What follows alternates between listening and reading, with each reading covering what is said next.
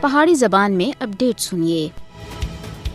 2024 مقبوضہ جموں کشمیر وچ خونریزی اور جبر دا ایک اور سال مکمل ہو گیا ہے۔ پچھلے کئی سالاں دی طرح 2024 وچ بھی مقبوضہ جموں کشمیر وچ بھارتی فوجیاں دی طرف تے انسانی حقوق دی مسلسل خلاف ورزیاں جاری رہیاں ہیں۔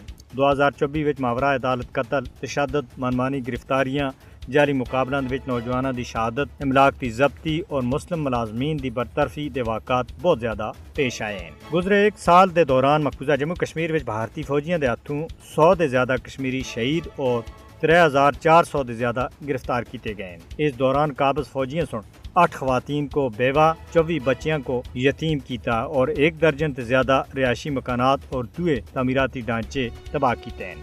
بھارتی حکومت مقبوضہ جموں کشمیر وچ سیاسی اختلاف کو دبانے دے واسطے اپنے وحشیانہ حرب جاری رکھے ہوئے ہیں۔ مقبوضہ علاقے وچ 5 اگست 2019 تے بعد تے انسانی حقوق دی خلاف ورزیاں دے وچ بڑی حد تک واਧਾ ہویا ہے۔ 5 اگست 2019 کو آرٹیکل 370 اور 35 اے دی منسوخی دے بعد تے کشمیر ایک فوجی معاشرے دے وچ ہے۔ بھارتی فوجیاں سن اس دوران علاقے وچ 955 کشمیریوں کو شہید کیتا ہے۔ 5 اگست 2019 تھی کشمیریوں دی آزادی دی آواز کو دبانے دے واسطے بھارت تے وحشیانہ ہتھکنڈے انتہا تک پہنچ چکے ہیں۔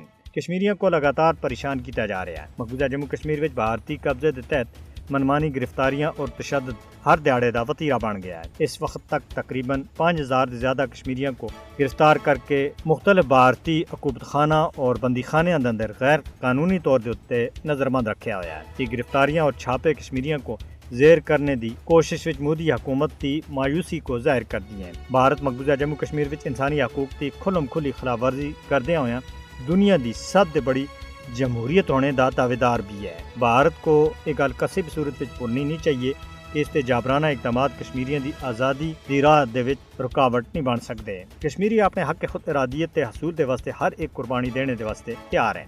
کشمیری اس وقت تک آرام دے نال کسی بھی صورت وچ نہ آج سن جد تک انہاں کو اقوام متحدہ دی طرف تے انہاں دا حق خود ارادیت نہیں دتا جاندا۔